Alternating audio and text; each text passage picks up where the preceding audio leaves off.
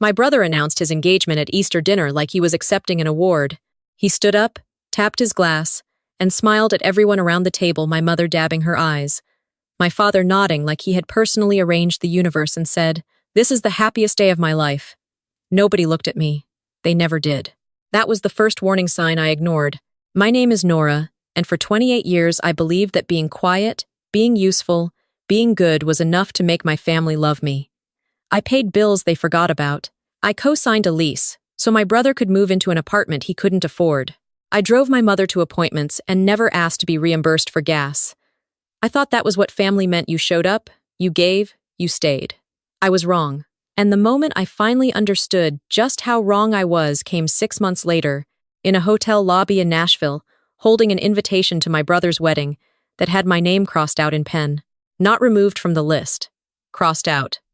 Like I was a mistake someone had tried to erase. Let me take you back to the beginning. Because this didn't start with a wedding. It started with a signature. 3 years before that Easter dinner, my brother, I'll call him Derek, called me from a number I didn't recognize. That should have been my first clue. He said he was in trouble. He said it was temporary. He said he just needed me to co-sign a personal loan, $30,000, so he could get back on his feet after a bad investment. He promised he would handle the payments. He promised it wouldn't touch me. He used the word promise 4 times in one phone call, which I now know is a sign that someone has no intention of keeping it. I signed. I was 25. I trusted him. Those 2 facts lived together in my chest like a stone I couldn't cough up. For a while, nothing happened. I didn't think about the loan. Derek seemed fine. New apartment, new car, new girlfriend named Cassie, who wore her hair in a perfect braid and laughed at everything he said. My mother adored Cassie. My father called her a real find. I liked her well enough. She seemed genuine. I had no reason to think otherwise. Then the letters started coming. The first one arrived on a Tuesday in October. I almost threw it away. It looked like junk mail. The kind of windowed envelope that usually contains a car warranty offer. But my name was on it, and underneath my name, a loan account number I recognized immediately. I sat down at my kitchen table and read the whole thing twice. Derek had missed 4 consecutive payments. The loan was in both our names, which meant the missed payments were on both our credit reports, which meant the $30,000 he had promised to handle was now partially my legal problem. My hands didn't shake. I had moved past shaking. I went straight to cold. I called him. He picked up on the second ring, which told me he had been expecting this. "Derek," I said. "The loan." He sighed. Not the sigh of someone who felt guilty. The sigh of someone who was mildly inconvenienced by being caught. I know. Things have been tight. I was going to call you. You missed 4 payments. It's fine, Nora. I'll catch up. It's on my credit." Another sigh. I said, "I'll handle it. Can you trust me for once?" For once. Like I was the one who had been making his life difficult. Like my credit score dropping 42 points was me being unreasonable. "Derek," I said very carefully, "if you miss 1 more payment, I'm going to contact the lender directly and explain that I was misled when I signed." He laughed. Not a cruel laugh, something almost surprised, like he genuinely hadn't considered that I might push back. "You'd really do that to me?" "I'd really do that for myself," I said, and hung up. He made the next 2 payments. I let myself exhale. I told myself we had reached an understanding. We had not reached an understanding. I found out about the credit cards the same way I found out about the loan through the mail, on a Tuesday, in an envelope I almost threw away. Except this time it wasn't a missed payment notice. It was a statement, for a credit card I had never opened, in my name.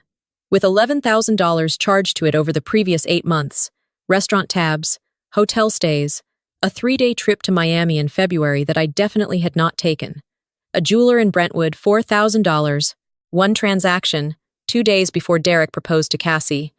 I sat with that statement for a long time. The refrigerator hummed. A car passed outside.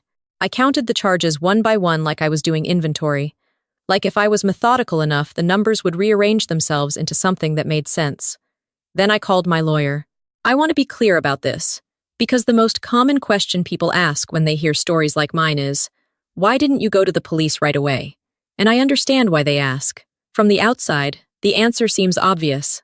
But when it's your brother, when it's someone who used to drive you to school, who sat next to you at every Thanksgiving, who you have 40 years of shared memory with you, Don't reach for the law first.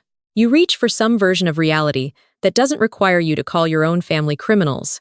My lawyer disabused me of that instinct in about 15 minutes. This is identity fraud, she said. She was calm and precise, and did not look up from the statement while she said it. Opening a financial account in someone else's name without their consent is a federal offense. You need to freeze your credit today. All 3 bureaus file a dispute with the card issuer and file a police report. He's my brother. She looked up then. I know. File the report anyway. You need the paper trail. I froze my credit that afternoon. I filed the dispute with the card issuer. I did not file the police report, not yet. That was the one piece of advice I didn't follow immediately, and it cost me. I'm telling you this not because I'm proud of it, but because I want you to understand that even when you know what you should do, there's a part of you that keeps hoping the person you loved is still in there somewhere, waiting to be the person they were supposed to be.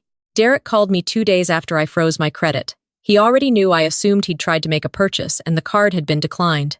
Nora. His voice was flat. What did you do? I froze my credit. You can't just… Derek. You opened a credit card in my name. You charged $11,000 to it, including a ring. Silence. Did you buy Cassie's ring on my credit card? More silence. Then quietly, it was a loan. I was going to pay it back. That's not what a loan is. We're family, Nora. His voice shifted into something softer, something practiced. I needed help, and I knew you'd say no if I asked. I was going to tell you. After the wedding, when things settled down, when I had more cash flow, I want to tell you I said something sharp and decisive. I want to tell you I had a comeback ready. But what I actually did was sit down on the floor of my hallway, back against the wall, phone pressed to my ear, and feel the specific exhaustion of someone who has been carrying something heavy for a very long time and has just realized it's going to be heavier than they thought before it gets lighter. I need you to fix this, I said. Pay the card down. Tell me how you plan to do that. I will, he said. I promise. There was that word again. 4 times in one phone call. He did not fix it. What he did instead was tell my mother. Not the truth, not the credit card, not the fraud, not the ring. He told her a version of events in which I had frozen him out financially during a stressful time and was threatening to destroy his wedding because I had always been jealous of Cassie. I found this out because my mother called me the next morning, crying. How could you do this to your brother? She said. The week before his engagement party? Nora, he's your family. I tried to explain. I laid out the timeline, the statement, the account number, the Miami hotel, the jeweler. My mother was quiet for a long time. Then she said something I will hear for the rest of my life. I'm sure there's an explanation. Derek wouldn't do something like that on purpose. On purpose. As if intent was the only variable that mattered. As if the $11,000 had somehow accidentally arranged themselves onto a card in my name through pure coincidence. Mom, I said, he committed fraud. That's a very serious accusation, Nora. It's a very serious thing he did. She asked me to let it go for the sake of the family. She asked me to think about Cassie, who had nothing to do with any of this and was so excited about the wedding. She asked me not to ruin this for Derek. She said very gently that I had always had a hard time letting people be happy. I let her finish. I said I would think about it. I hung up, and I did not think about it at all. I thought instead about what my lawyer had told me about paper trails and police reports, and I decided that the next move I made was going to be documented. I filed the police report that afternoon. The engagement party was 3 weeks later. I was not invited. I found out it had happened through a photo my aunt posted on Facebook. Derek and Cassie cutting a cake. My parents beaming behind them. A house full of people I had known my entire life celebrating something I had apparently been excluded from, without anyone thinking to mention it. I stared at that photo for a long time.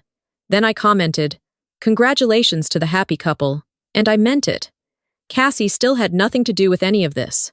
I was not at war with Cassie. The wedding invitation arrived 6 weeks later. It came in a cream envelope with my name written in calligraphy, which told me Cassie had addressed it. She had that kind of attention to detail. But when I opened it and pulled out the inner envelope, my name had been crossed out in blue pen. Not whited out, not reprinted. Crossed out, with a single diagonal line, like someone had changed their mind at the last minute and had nothing but a ballpoint and bad intentions. Beneath the crossout, in handwriting, I recognized as my mother's. We think it's best if you don't come, for everyone's sake. I took a photo of that envelope. I sent it to my lawyer. Then I drove to a hotel in Nashville not to attend anything, just to get out of my apartment, because I could not be inside four walls with that envelope.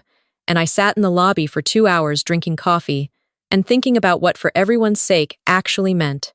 It meant for Derek's sake. It meant so he didn't have to look at me across a ceremony he had partially funded with my identity. It meant so the story he had told my mother could go uncontested. That was when the clarity came. Not anger, I had already been through anger. Something quieter and much more permanent. I was done trying to fix this inside the family. I was done hoping someone would acknowledge what had happened. I pulled out my phone and called my lawyer again. "The wedding invitation," I said. They crossed my name out. "Okay," she said. "I want to know exactly where the fraud case stands." She walked me through it. The credit card dispute had been resolved in my favor. The account had been closed and removed from my credit report. The police report had generated a case number. The lender for the original loan was cooperating with an investigation.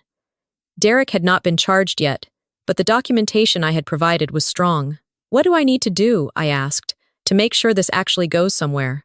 "Keep documenting everything, and don't do anything that could be characterized as harassment or escalation." I was not interested in escalation. I was interested in architecture, in building something so solid that when it finally fell on him, there was no question about who had laid every brick. The months between the wedding invitation and the actual wedding were the strangest of my life. My family operated as though I had simply chosen to disappear. No calls, no messages, no acknowledgement that anything had happened beyond a vague sense that I had been difficult during a stressful time. My father sent me a single text in February that said, "Hope you're well." I replied, "Thank you." Neither of us followed up. I was not spending those months being sad, though I was sad sometimes. I was spending them working. I had been doing event coordination for a small hospitality company for 4 years, vendor management, venue logistics, day of execution. I was good at it. I had always been good at it, in the quiet way that people who don't self-promote are good at things, reliably, thoroughly, without fanfare. My supervisor, a woman named Gloria who had been running events in Nashville for 20 years, had been telling me for 2 of those years that I should go independent. "You have the skills," she told me once, straightening a centerpiece before a corporate gala. "You have the vendor relationships. The only thing stopping you is you." "I don't have the capital," I said. "You don't need as much as you think." I hadn't believed her then. I believed her now. Anger, it turns out, is an excellent business accelerator. I spent those months building a client list, registering an LLC, negotiating rates with every florist and caterer and lighting company I had ever worked with. I called in every professional favor I had accumulated over 4 years of being reliable and thorough and present. I launched quietly, with a website and 3 confirmed clients, on a Thursday morning in March. I told no one in my family. There was no one in my family to tell. Derek's wedding was on a Saturday in April. I was not there. Let me be clear about that. I had no interest in being there, no impulse to crash or confront, or create a scene at an event that Cassie had spent a year planning. She deserved her day. What happened had nothing to do with her. What I did do, on that same Saturday in April, was send Derek a certified letter. Certified, so I would know exactly when he received it. In it was a simple summary of the fraud case, the account, the charges, the police report number, the lender investigation, and a single sentence at the bottom. "I am pursuing all available legal remedies. This is your notification." I found out later, from my aunt who had maintained a careful neutrality throughout all of this, and who texted me exactly once, that Derek had received the letter at the hotel where the wedding party was staying on the morning of the wedding and had spent 45 minutes in the bathroom before the ceremony. I will not pretend that information didn't satisfy something in me. What I had not anticipated was my mother showing up at my apartment. She came on a Sunday, 3 weeks after the wedding, unannounced. I heard the knock and looked through the peephole and stood there for a moment, deciding what kind of person I wanted to be. Then I opened the door. She looked smaller than I remembered. Or maybe I had just grown.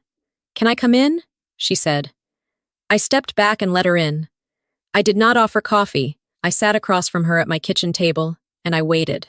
"Derek told me," she said finally. "All of it."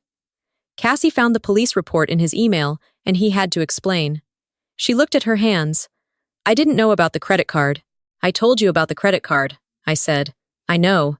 She didn't try to argue with that. I didn't want to know. There's a difference. I sat with that for a moment. It was, I thought, the most honest thing she had said to me in years. What do you want, Mom? I want to fix this. Between me and you? Or between me and Derek? She was quiet. Then, both. If that's possible. I'm not dropping the case, I said.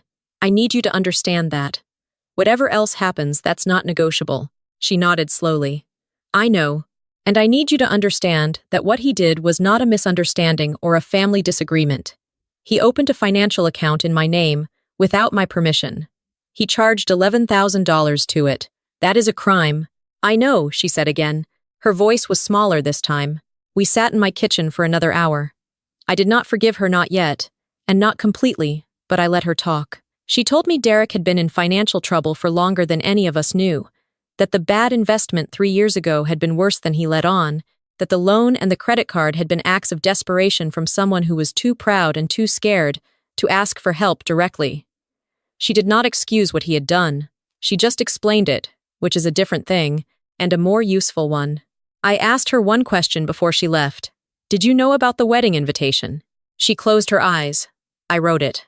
I know you wrote it. I thought she stopped. Started again. I thought if you weren't there, it couldn't go wrong.